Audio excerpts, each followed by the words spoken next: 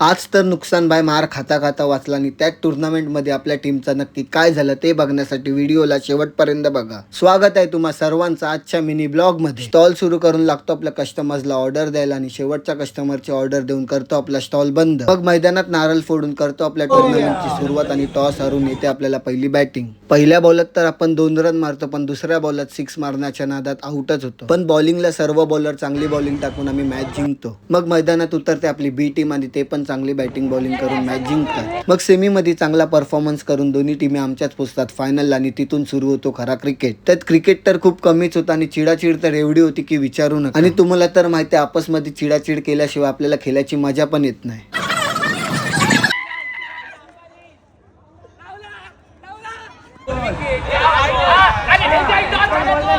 अरे तो रन सोडला ना पाठी दूध फूट डॉट बोलतोय.